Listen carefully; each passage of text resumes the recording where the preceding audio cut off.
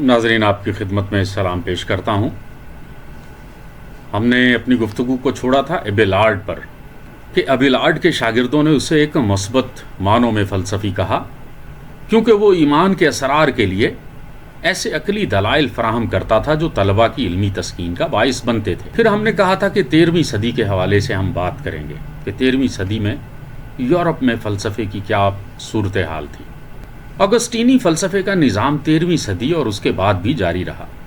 اس میں آزاد علوم، ستوئکی اور افلاطونی فلسفے کے وہ عناصر شامل تھے جو ذہن کو کتاب مقدس کی بلندیوں کی طرف لے جانے میں مدد دیتے تھے۔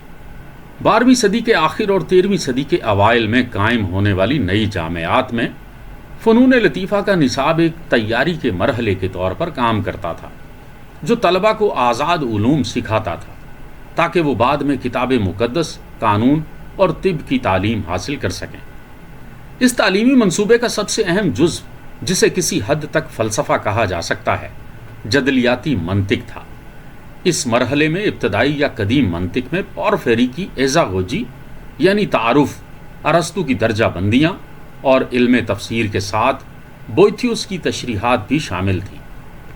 منطق جدید میں ارسطو کی پریور انالیٹکس، پوسٹیریئر انالیٹکس، ٹاپکس اور سوفسٹیکل ریفیوٹیشنز بھی شامل تھیں جو 12ویں صدی میں ترجمہ ہوئی تھی۔ ان ابتدائی مطالعات کے دوران اور بعد میں طلباء غیر مستقیم طور پر ستوئکی اور افلاطونی فلسفوں سے متعارف ہو جاتے جو تبصروں، سوالات اور مناظرات میں ضم ہو چکے تھے۔ تاہم فلسفہ اپنی سخت تکنیکی تعریف میں جامعات میں بتدریج جگہ بناتا رہا۔ فلسفے کا یہ اضافہ ارسطو کی غیر منطقی تصانیف کے تراجم کے ساتھ آیا، جیسا کہ طبیعیات، علم روح، مابعد طبیعیات، آن دا ہیونز اور نیکوماکیون ایتھکس۔ ان کے ساتھ ساتھ ان پر لکھی گئی یونانی اور عربی تشریحات بھی 12ویں صدی کے آخر اور 13ویں صدی کے دوران ترجمہ کی گئی۔ یہی وہ لمحہ تھا جب قرون وسطیٰ کے مسیحی مفکرین کو ایک خالص فلسفی یعنی ارسطو کے تصور حقیقت سے سامنا ہوا، جو ان کے موروثی مسیحی تصور حقیقت کے لیے ایک حقیقی چیلنج تھا۔ 13ویں صدی کی پہلی نصف میں جامعات میں ارسطو کے کاموں کا عوامی طور پر پڑھایا جانا اکثر ممنوع تھا، لیکن 1255 عیسوی میں پیرس میں یہ نصاب کا حصہ بن گیا۔ اس کا اثر یہ ہوا کہ فنون لطیفہ کی فیکلٹی بتدریج ارسطوی فلسفے کا ایک مرکز بن گئی۔ 1277 میں پیرس یونیورسٹی میں فنون لطیفہ کی فیکلٹی میں پڑھائی جانے والی بعض فکری آراء کو غلط قرار دیتے ہوئے ان کی مذمت کی گئی۔ اس سے ظاہر ہوتا ہے کہ ارسطو کے خالصتاً غیر مذہبی تصور حقیقت نے مسیحی روایت کے بنیادی نظریات کو چیلنج کیا تھا، جو کلیسیائی بزرگوں خصوصاً سینٹ آگسٹن کے افکار پر مبنی تھا۔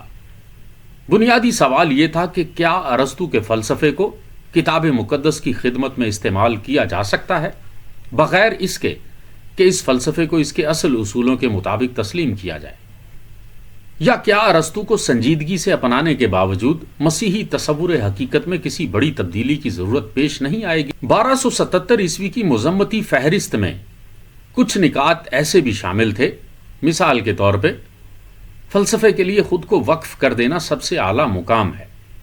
دنیا کے حقیقی دانا لوگ صرف فلسفی ہیں۔ کوئی بھی سوال جسے عقل سے حل کیا جا سکتا ہے وہ فلسفی کی تحقیق اور فیصلے کے تابع ہے، کیونکہ استدلال براہ راست حقائق سے اخذ ہوتا ہے۔ یہ خیالات اور ان پر پیرس یونیورسٹی کا رد عمل واضح کرتا ہے کہ ارسطو کے فلسفے نے جامعات پر گہرا اثر ڈالا۔ جامعات نے اپنے نصاب کو اس چیلنج کے جواب میں ترتیب دیا، خاص طور پر فنون لطیفہ اور الہیات کے شعبوں میں۔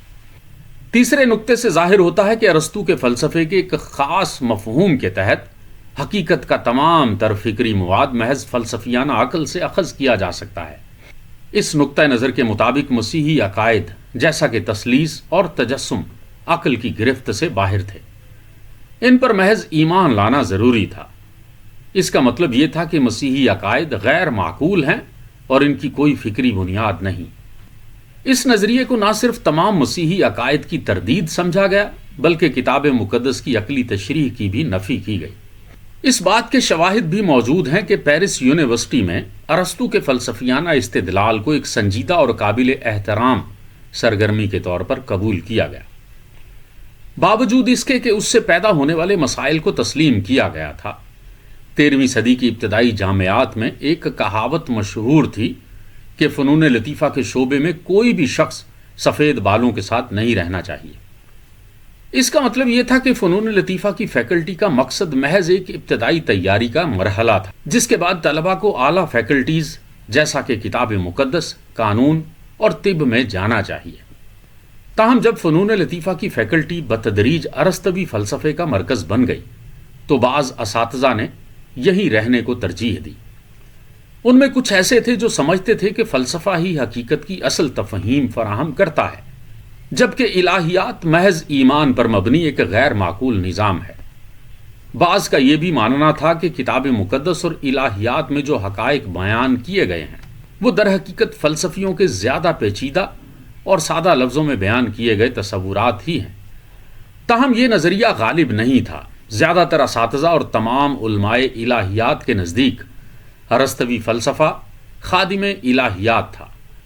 کچھ مفکرین جیسا کہ پیٹر جان اولیوی نے ارسطو کے فلسفے کو بہت زیادہ اہمیت دینے کو اس دنیا کے خدا کی پرستش قرار دیا۔ اب ہم بات کریں گے یہودیت اور اسلام میں فکری مماثلتوں کے حوالے سے۔ مسلمانوں اور یہودیوں کے درمیان، خاص طور پر اسلامی سرزمینوں میں جہاں دونوں کے لیے علمی زبان عربی تھی، فلسفہ اور الہیات کے لیے مستعمل اصطلاحات یعنی فلسفہ، فلاسفہ اور کلام مختلف معنی رکھتی تھیں۔ فلسفہ کے معنی سیاق و سباق پر منحصر ہوتے تھے اور یہ وسیع اور محدود دونوں معنی میں استعمال ہوتا تھا۔ بعض اوقات یہ کسی بھی دنیوی علم یا عام تعلیمی مضامین کے لیے بولا جاتا تھا، جیسا کہ وہ علوم جو غیر ملکی ذرائع سے حاصل کیے گئے ہوں، بشمول فنون لطیفہ وغیرہ، جبکہ بعض اوقات یہ مخصوص فلسفیانہ مکاتب فکر کے نظریات کے لیے مخصوص ہوتا تھا۔ اس کا مطلب ہر فلسفی یا متکلم کے نظریاتی دعووں کے مطابق بدل سکتا تھا اور اس کے استعمال کا دار و مدار اس کے قائل پر ہوتا تھا کہ آیا وہ اسے مثبت یا منفی معنوں میں لے رہا ہے۔ مثال کے طور پر امام غزالی کو بعض اوقات مخالف فلسفہ سمجھا جاتا ہے، جبکہ حقیقت میں وہ فلسفے کے خلاف نہیں تھے، بلکہ ان فلسفیانہ نظریات پر تنقید کرتے تھے جنہیں کچھ لوگ بغیر کسی تنقیدی نظر کے یونانی فلسفے سے قبول کر رہے تھے۔ خصوصاً ارسطو کے دنیائے فطرت سے متعلق بعض نظریات پر، ان نظریات میں یہ خیال شامل تھا کہ اللہ کو صرف کلیات کا علم ہے، جزیات کا نہیں، یا یہ دعویٰ کہ دنیا ازلی ہے۔ کلام، جس کے لغوی معنی کلام یا گفتگو کے ہیں، بعد میں علمی حلقوں میں ایک سائنسی مذہبی تحقیق کے طور پر متعین ہوا۔ وقت کے ساتھ ساتھ کلام میں مختلف مکاتب فکر ابھرے جن کا اپنا طریقہ کار اور مقصود تھا۔ کلام کو جدلیاتی الہیات بھی کہا جا سکتا ہے، اور اس کی جڑیں مسلم دنیا میں بالخصوص معتزلہ کے نظریات میں پائی جاتی ہیں۔ کلام کی حقیقی معنویت کو شاید سب سے بہتر طریقے سے یہودی ربی سعدیہ گاؤن کی تحریروں سے سمجھا جا سکتا ہے، جو 10ویں صدی کے ایک مفکر و مصنف تھے اور عربی زبان میں لکھتے تھے۔ ان کی کتاب الدینیات والعقائد کا مقصد اپنے ہم مذہب یہودیوں کے عقائد کو واضح کرنا، تقویت دینا اور درست کرنا تھا۔ اس میں وہ اللہ کی صفات پر تفصیلی گفتگو کرتے ہیں اور مسیحی تثلیث کی سختی سے تردید کرتے ہیں۔ وہ کائنات کے عدم سے تخلیق کا دفاع کرتے ہیں اور دنیا کی ازلیت کے ارسطوی نظریے کی مخالفت میں 4 ارسطوی طرز کے دلائل پیش کرتے ہیں۔ مسیحیت، اسلام اور یہودیت تینوں مذاہب میں فلسفہ اور الہیات کے درمیان بنیادی تنازعات ایک جیسے تھے، اور یہ تنازعات اس وقت شدت اختیار کرتے جب فلسفے کو اس کے سخت ترین معنی میں لیا جاتا۔ ابتدائی قرون وسطی میں یہ اختلاف زیادہ تر افلاطونی فلسفے کے حوالے سے تھا، جبکہ بعد میں جب ارسطو کی غیر منطقی تصانیف عربی اور لاطینی میں ترجمہ ہوئیں تو تنازع ارسطوی فلسفے سے متعلق ہو گیا۔ اسکندریہ کا کلیمنٹ اپنی کتاب سٹرومیٹا کے ابتدائی باب میں ایک تمثیل بیان کرتا ہے، جس نے قرون وسطی کے مسیحیوں کے اس نظریے کو جواز فراہم کیا کہ کلیسیائی بزرگان کی رہنمائی کا احترام کیوں ضروری ہے۔ وہ لکھتا ہے، میری رائے میں یہ ایک نیک بات ہے کہ ہم اپنی اولاد کو اچھے ورثے میں چھوڑیں۔ یہ بات جسمانی اولاد کے بارے میں بھی درست ہے، لیکن الفاظ روح کی نسل ہوتے ہیں۔ لہٰذا جنہوں نے ہمیں تعلیم دی ہم انہیں باپ کہتے ہیں، خواہ انہیں نبی کے وارث کہا جائے، شریعت کے مفسر کہا جائے یا کلیسیائی بزرگان کہا جائے۔ قدیم شخصیات کو کتب مقدسہ کی تعلیمات کے لیے معتبر رہنما سمجھا جاتا تھا۔ جب پیٹر ایبیلارڈ کو سینٹ برنارڈ آف کلیرو اور ویلیم آف سینٹ تھیری نے غیر مسیحی مصنفین یعنی یونانی اور رومی فلسفیوں کو مستند ماخذ کے طور پر استعمال کرنے پر تنقید کا نشانہ بنایا تو انہوں نے کلیسیائی بزرگان کے نظریات کا حوالہ دے کر اپنے موقف کا دفاع کیا۔ ایبیلارڈ نے موقف اختیار کیا کہ وہ در حقیقت آبائی روایت کی پیروی کر رہا ہے۔ اس کا پہلا حوالہ سینٹ جیروم کا میگنس کو خط تھا، جس میں جیروم نے خود بھی اپنے دور میں غیر مسیحی مصادر کے استعمال پر اعتراضات کا جواب دیا تھا۔ جیروم لکھتا ہے، اور جیسا کہ یہ کافی نہ ہوتا، مسیحی لشکر کے سپہ سالار یعنی مقدس پولوس، جو مسیح کے دین کا ناقابل شکست وکیل تھا، مہارت سے ایک عام کتبہ کو ایمان کے ثبوت کے طور پر استعمال کرتا ہے۔ اس نے سچے داؤد سے یہ سیکھا تھا کہ دشمن کے ہاتھ سے تلوار چھین کر اسی کی تلوار سے مغرور جولیت کا سر قلم کر دیا جائے۔ اس نے استثنا میں وہ حکم پڑھا تھا جس میں رب کی آواز کے ذریعے یہ کہا گیا تھا کہ جب ایک قیدی عورت کا سر منڈوا دیا جائے، اس کی بھویں اور تمام بال کاٹ دیے جائیں اور اس کے ناخن تراشے جائیں، تب ہی اسے بیوی بنایا جا سکتا ہے۔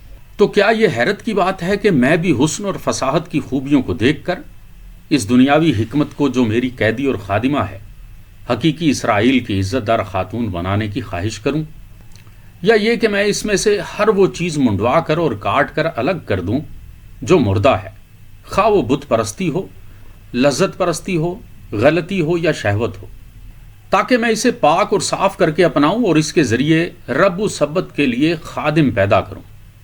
میرے یہ اقدامات مسیح کے خاندان کے فائدے میں ہیں، اور ایک اجنبی کے ساتھ میرا یہ بظاہر ناپاک تعلق میرے ہم خدمت افراد کی تعداد میں اضافہ کر رہا ہے۔ بعد میں ایبیلارڈ نے اپنے دفاع میں سینٹ سائپریان، ہیلری، یوسیبیس اور گریگوری جیسے بزرگان کی تحریروں کا سہارا لیا، اور ایک بار پھر جیروم کے اس استعارے کا استعمال کیا، یعنی فلسفہ ایک خادم کی مانند ہے۔ یہ وہ عمومی اصطلاح ہے جو تمام غیر مسیحی علوم بشمول فلسفہ کے لیے استعمال ہوتی تھی۔